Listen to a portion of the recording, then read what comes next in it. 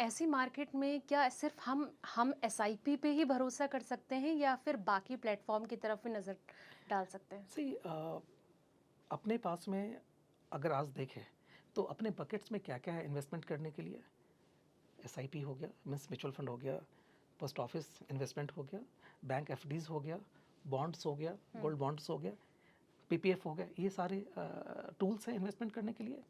अगर आपको लगता है कि मुझे 6 से 7% के रिटर्न में आप खुश हैं, तो आपको म्यूचुअल फंड में इन्वेस्ट करने की ज़रूरत नहीं है।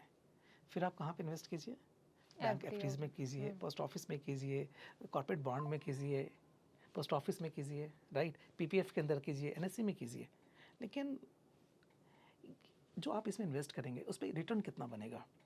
6 से 7% रिटर्न बनेगा। उस पर आपको टैक्स भी पे करना है। इन्फ्लेशन 6% से ज़्यादा है, यानी आपका हर साल पैसा टूट रहा है, राइट। जो चीज़ आपको सेफ लगता है लेकिन वो सेफ है नहीं आपके इन्वेस्टमेंट के लिए। 6% रिटर्न आपको सेफ लगता है लेकिन क्या आपके पोर्टफोलियो के लिए सेफ है? आंसर इज़ नो, क्योंकि आपका पैसा हर साल टूट रहा है। तो म्यूचुअल फंड्स के अंदर इन्वेस्टमेंट करने का पर्पस यही है कि आपको ज़्यादा रिटर्न देगा। अगर कोई ज़्यादा रिटर्न देगा तो थोड़ी सी उसमें risk, see mutual fund risky investment नहीं है। म्यूचुअल फंड जो है वो वॉलेटिलिटी का इन्वेस्टमेंट है कि आपको सी अगर आप देखें, बैंक एफडी आपको इस साल भी 7% देगा, नेक्स्ट ईयर भी 7% देगा, उसके बाद भी 7% देगा, ऐसे वो देता जाएगा। म्यूचुअल फंड के अंदर ऐसा नहीं है। म्यूचुअल फंड हो सकता है इस साल आपको 10% रिटर्न दे, हो सकता है नेक्स्ट ईयर वो -5% का रिटर्न दे, हो सकता है थर्ड ईयर -3% रिटर्न दे, लेकिन फिफ्थ ईयर हो सकता है आपको 20% का रिटर्न दे। तो जो म्यूचुअल फंड का ग्राफ है वो ऐसे चलता है, लेकिन जो बॉन्ड्स है एफडी से उसका ग्राफ ऐसे चलता है।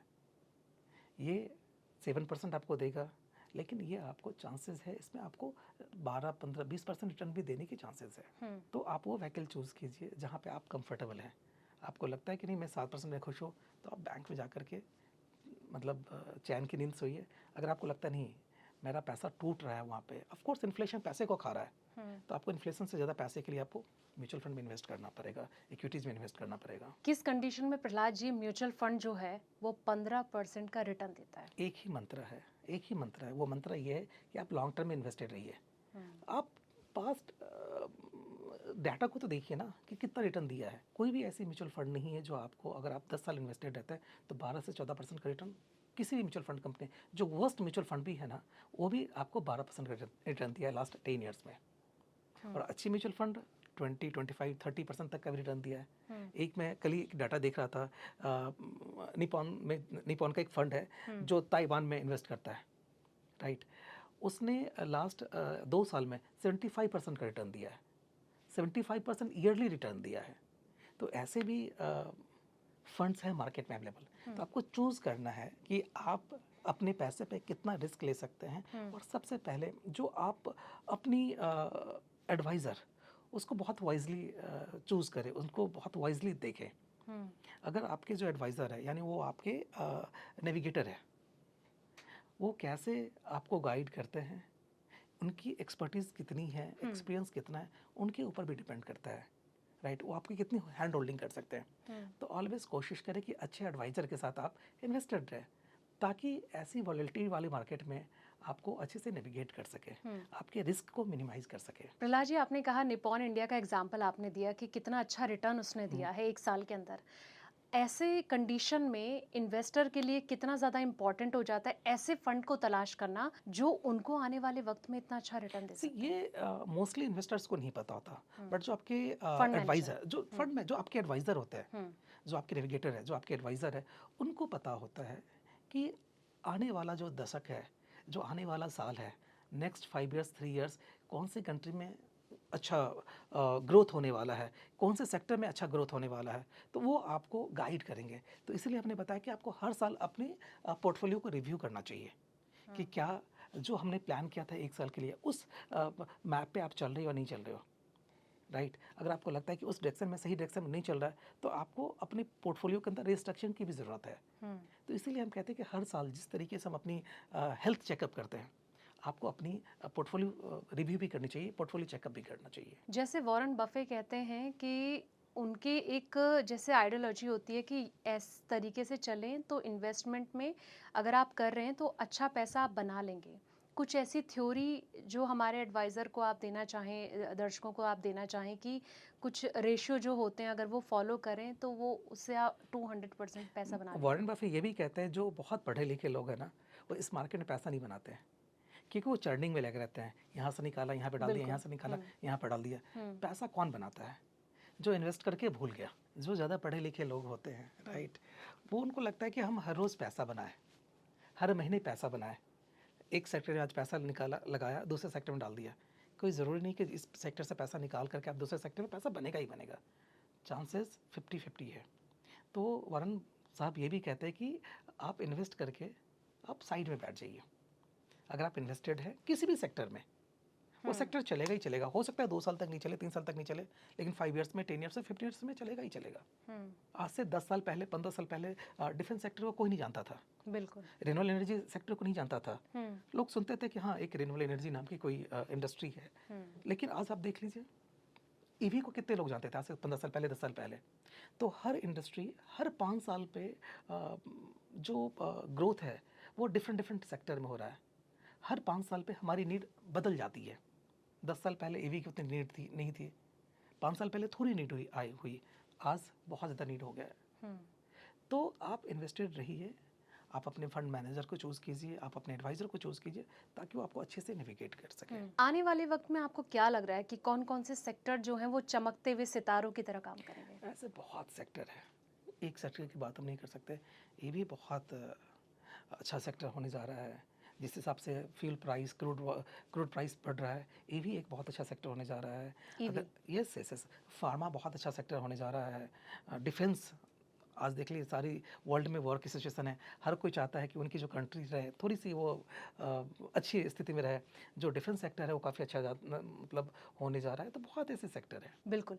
कहीं न कहीं अगर हम जब कंपैरिज़न करने पे आते हैं तो आजकल जैसे चमकती हुई चीज़ों के पीछे जैसे भाग रहे हैं, अगर मैं एसेट क्लास की बात करूँ, तो गोल्ड, सिल्वर भी तेज़ी से आगे से रिटर्न भी दे रहे हैं और कुछ वक़्त पहले इन्होंने बहुत अच्छा रिटर्न भी दिया था। ऐसी सिचुएशन में आप एडवाइज़र को क्या सलाह देंगे कि अभी वहाँ पर दाँव लगाना चाहिए या थोड़ा-सा रुकना चाहिए? हर एसेट हम एसेट एलोकेशंस क्यों करते हैं? हम सारा का सारा पैसा अगर म्यूचुअल फंड डालते भी है ना, तो जो म्यूचुअल फंड के जो फंड मैनेजर है, वो एक एसेट क्लास ढूँढता है कि कौन से सेक्टर में कितना पैसा हमें डालना चाहिए। हुँ, अगर हम गोल्ड और सिल्वर की बात करते हैं, हर इंडस्ट्री का एक फेज़ होता है। गोल्ड लास्ट 5 इयर्स में देखें तो बहुत अच्छा रिटर्न दिया है, हुँ, लेकिन लास्ट अगर मैं 6 महीने में देखूँ तो रिटर्न नेगेटिव रिटर्न दिया है। हुँ, तो हर सेक्टर का अपना एक टाइम फ्रेम होता है। सिल्वर की बात करें तो हुँ, लास्ट 6 मंथ में नेगेटिव रिटर्न दिया है, लेकिन उससे लास्ट 2 इयर्स की बात करें तो बहुत अच्छा रिटर्न दिया है। तो किसी भी सेक्टर में आपको इन्वेस्टेड रहना पड़ेगा, हुँ, चाहे वो सिल्वर हो, गोल्ड हो। ये एक डिफेंसिव सेक्टर माना जाता है। अगर हुँ। आपके पास में पैसा पार्क करना हो, तो आपको ऐसे सेक्टर में इन्वेस्ट कर सकते हैं और आपको अपने पोर्टफोलियो में कुछ ना कुछ पैसा गोल्ड और सिल्वर में पैसा ज़रूर डालना चाहिए। निवेशकों को एक ही एएमसी में दाँव लगाना चाहिए या फिर अलग-अलग डाइवर्सिफ़िकेशन भी करना चाहिए? सी डाइवर्सिफिकेशन सिर्फ शेयरों में नहीं, अलग अलग एमसीज में भी होना चाहिए, क्योंकि हर एमसीज का अपनी डिफरेंट डिफरेंट इन्वेस्टमेंट इंजीनियरिंग है, डिफरेंट डिफरेंट सोच है। तो जितने एमसीज में आप पैसा लगाएंगे, सब अपनी बुद्धि के हिसाब से, अपनी सोच के हिसाब से, अपनी इन्वेस्टमेंट इंजीनियरिंग के हिसाब से आपको पैसे का इन्वेस्टमेंट होगा। हुँ, तो ज़रूर डाइवर्सिफाई करना चाहिए। हुँ। कुछ देर पहले प्रहलाद जी आप कह रहे थे कि जब-जब मार्केट टूटी है तब-तब उसके बाद पैसा बहुत बना है। जी। तेज़ी से मार्केट भागा है। हम्म। आप ऐसा मानते हैं कि अभी वॉर वाली सिचुएशन है, आने वाले वक़्त में मार्केट हरा-भरा रहेगा और पैसा बरसेगा? बिल्कुल बरसेगा, क्यों नहीं बरसेगा? पहले कभी ऐसा हुआ है जो नहीं बरसा है? चाहे वो कोविड का टाइम हो, चाहे वो सबप्राइम का टाइम हो, चाहे वो 9/11 हो, हर बार ऐसा हुआ है। जब भी मार्केट टूटता है, उसके बाद बाउंस बैक होता है। अभी कुछ महीने पहले, 1 महीने पहले ट्रंप ने बताया कि हम वॉर को होल्ड पे रख रहे हैं। क्या हुआ था मार्केट? एक दिन में 2000 पॉइंट बढ़ गया था हाँ। सेंसेक्स। तो ज़रूर बढ़ता है, पैसा बनता है। हुँ, इन्वेस्टेड रहिए। 365 दिन में आपका 15 दिन मार्केट में पैसा बनेगा, लेकिन उसके लिए आपको 365 दिन इन्वेस्टेड रहना पड़ेगा। हुँ, वो 15 दिन कौन सा होगा, ओनली गॉड नोज, लेकिन बनेगा ये कंफर्म है। अगर अब मैं 5 इयर्स की बात के चलूँ तो 5 साल में से 5 साल पैसे नहीं बनते।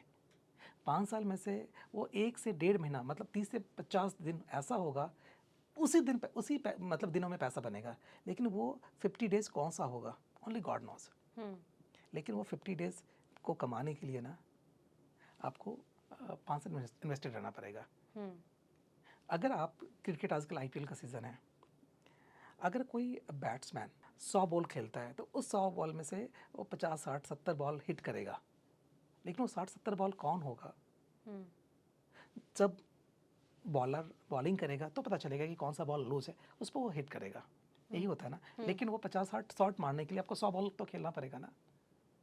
उसी तरीके से इस मार्केट में 5 साल इन्वेस्टेड रहते हैं तो आपको 50 डेज वैसा मौका मिलेगा जिसमें आपका पैसा मल्टीप्लाई होगा। तो आप इन्वेस्टेड रहिए, आप हिट विकेट होके मत आ जाइए। इन्वेस्टेड की आप बात कर रहे हैं, एक सवाल मेरा ये प्रहलाद जी कि इन्वेस्टिंग से करोड़पति बना जा सकता है या फिर ट्रेडिंग करके? ट्रेडिंग करके बहुत मुश्किल है वेल्थ क्रिएट करना। क्योंकि उसमें आप हर रोज़ हार रहे हो, हर रोज़ जीत रहे हो।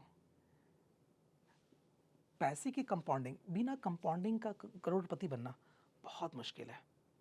एक छोटा सा फॉर्मूला है, 15,000 रुपये आप हर महीने सेव कीजिए, 15 साल तक सेव कीजिए, और 15 साल का रिटर्न, अगर 15% का रिटर्न आता है तो आपको 1 करोड़ रुपये ऐसे बन जाते हैं।